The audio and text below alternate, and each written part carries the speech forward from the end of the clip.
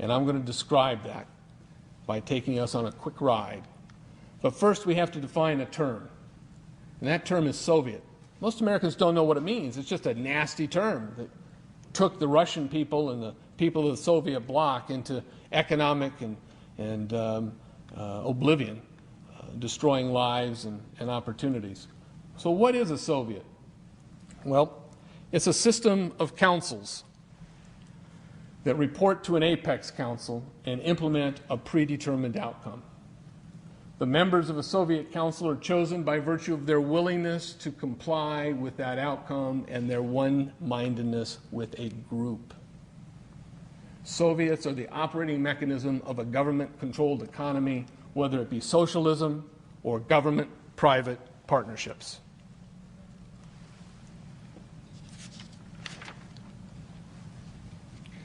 Well, buckle your seats, because I'm going to take you on a quick ride through the emerged, not emerging, emerged American Soviet.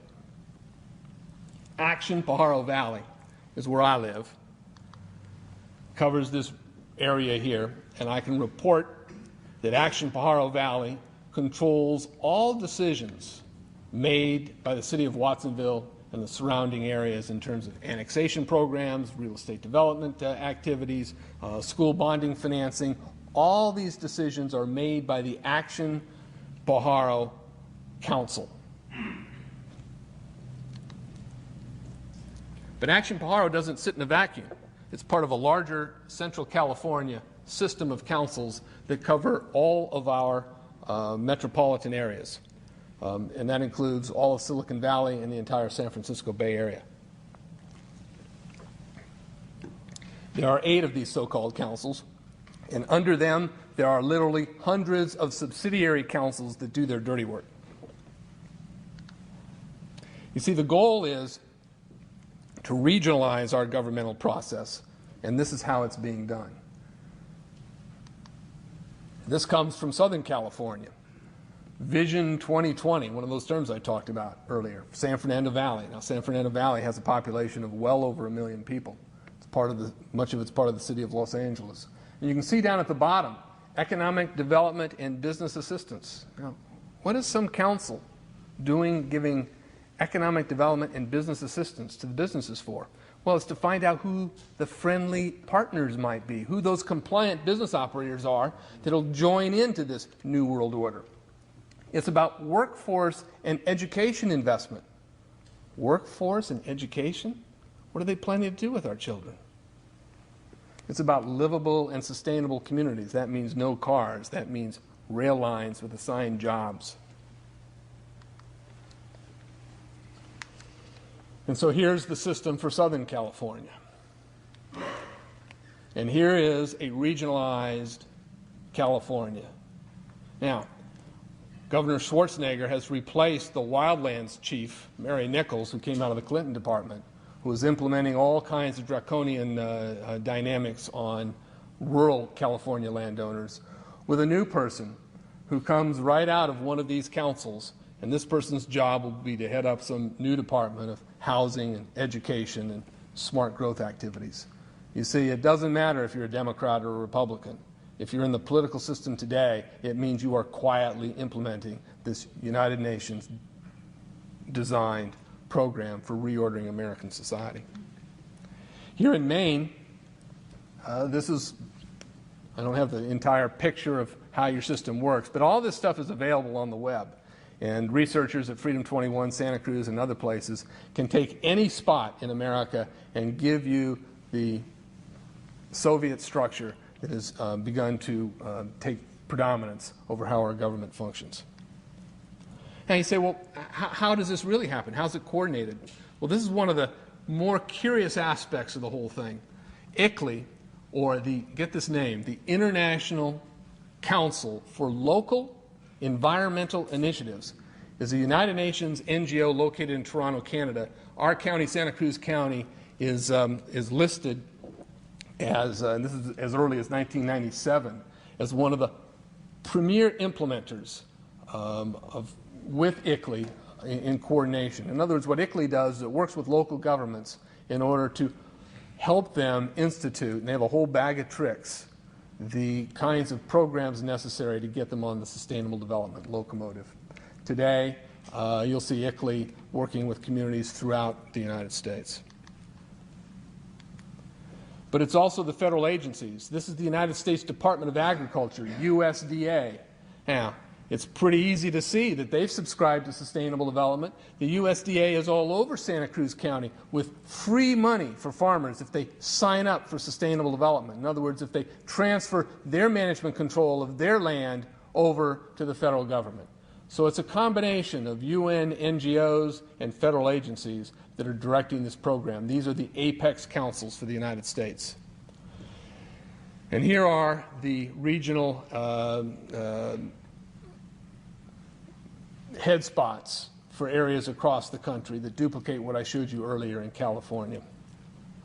You see, the political consequence of regionalizing the United States is that we lose our limited constitutional government because the separation of powers between the branches of government and in the federal system itself are obliterated. Representative democracy goes away because it's these councils that are making the decisions, and the politicians simply rubber stamp it without input or knowledge by the people. Checks and balances are eliminated, and the replacement of political boundaries with unelected regional councils, usually based on watersheds or neighborhoods, begins to take preeminence. That was the system of the Soviet Union. There's a UN map showing how they intend to regionalize, ultimately, the Americas. And here it is on a worldwide basis. ICLEI hubs exist all around the world. You see, the real apex is outside the United States.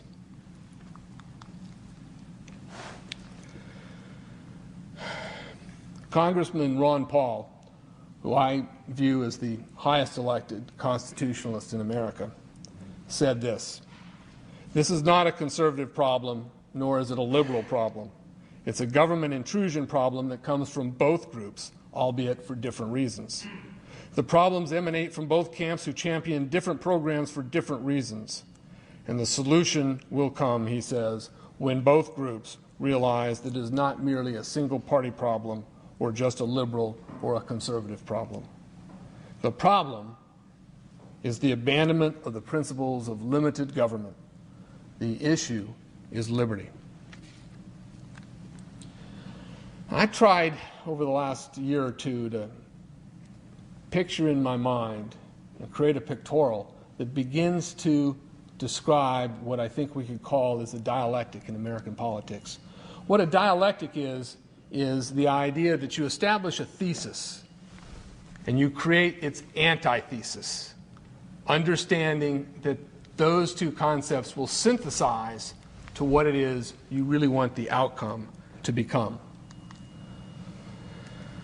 So in looking at the contemporary world and how it is that a global green cartel is coming to America, I've applied these old, nasty philosopher principles. Dialectic is a concept from Marx and Kant and Hegel before that, and see how it plays today. And so I look at the thesis, the right-wing collectivist, the government-private partnership combination, and viewed their antithesis, which is sustainable development, protect the bugs, make the tree huggers happy. And the synthesis of that, amazingly, is Agenda 21. It's stakeholder consensus councils to create a reinvented new form for government. And what happens then is you go through this narrow little digestion track, which Al Gore said, Al Gore obviously a mainstay in the sustainable development movement. He said America must go through a wrenching transformation. Well, that's where it is, as we move into a government-controlled society right on our way to tyranny.